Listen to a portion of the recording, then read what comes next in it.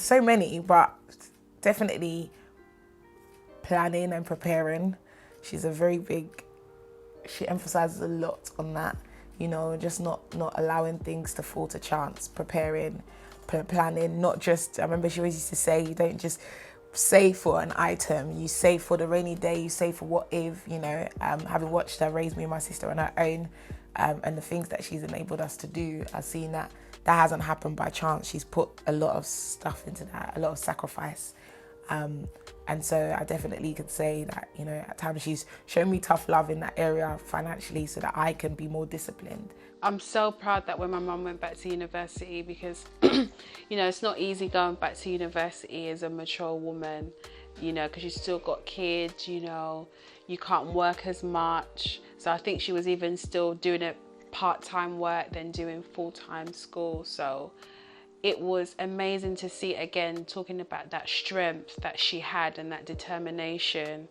And so, you know, when she finally graduated, it was so nice to see her now have a career that she was passionate about and, you know, growing as a professional. And I just loved it. It was so amazing to see my mum that way. I think I get my work ethic from my mum. My mum is, I've always just remembered my mum, she's always like worked. Like when I was young, I remember my mum, she was always working. And then when I was in like secondary school, my mum had like a shop and I used to take the bus to her shop after school and just sit there with her, or I'd want to sit there with her on Saturdays. And I remember my mum going to uni again when I was in uni, and then getting like another job and just being so determined to like grow in her career and do something different, like when she closed the shop. So, and my mum's been a tailor her whole life as well, so she's, again, like side hustle kind of thing. So I feel like I've got my drive from my mum and my determination and the you can do anything you want mentality from my mum, as long as you put your mind to it and you work towards it, and nothing's never too late. I really believe that I got that from my mum. Well, I think it's about finances. Because especially when children goes to uni and they go and get into debt. I remember going to lose first of all, for started uni. We didn't want her to go into debt, so we paid the school fees. But later we discovered that she went ahead anyway to go and get it to get the loan and everything. Even though we've paid our school fees. So I didn't know that. And as well, why didn't you pay for my school? They always, they always, you know, go into that overdraft. So I tell them, don't get into that overdraft because they are just using that to tie you down. Say, debt is not good. Run away from it. I've always told myself, I hate debt with a passion. So, but until they are able to get the experience themselves, which now I think every one of them, they've had their share, so they know that this is mommy telling the truth. So looking for a way to get out of it completely and don't go there again.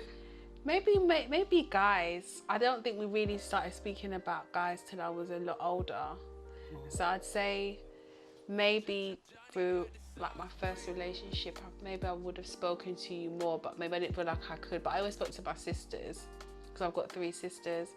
So, but I think now I will speak to my mum a lot more about guys, but maybe growing up that would have been nicer, but we weren't allowed boyfriends basically until you finish uni.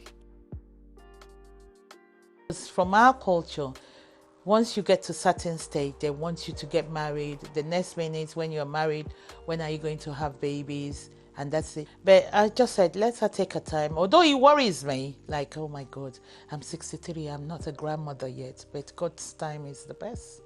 I feel like watching a mum and dad together from birth to adulthood is a lot. And I have friends in the same shoes as me. Their parents are still together, and we both say the same thing. Like, we saw so much, and it really makes you think, and it really prepares you for the future. And I feel like people who haven't seen it will never really get it. Not like, I'm not saying it's an advantage or a disadvantage. It just is what it is. You either saw it or you didn't, and it's a lot because you love your mom and you love your dad, and you just see so many things happening. You just think, you see it from a child perspective, you can't digest it. You see it from an adult perspective, and now you can digest it, and you think, oh, hold on. Or you're able to pick from the good bits, you're able to pick from the bad bits, you know, you're able to, so with knowing and seeing all that, you can't pretend to be blind to it. So when people say marriage is hard, I think people that have actually watched marriage play out really understand that. I think people who haven't watched it play out and it's just a slogan now, I don't think they quite understand how deep it is. I think mummy and daddy, they weren't like strict. They were a very good balance. Like we could still go out, but we couldn't, you know, take the mick type thing. But for the most part, they were, you know, they did discipline us, and there were certain things like we weren't allowed to, for example, sleep at people's houses. You know, we would roll our eyes. But the funniest thing is, now that I'm an adult, all the things that they didn't let us do, I'm probably going to be the same, because I can see the reasoning as to why they did that as that I'm older. So I think for the most part, there's nothing really I'm adverse to, if I'm completely honest, with the culture.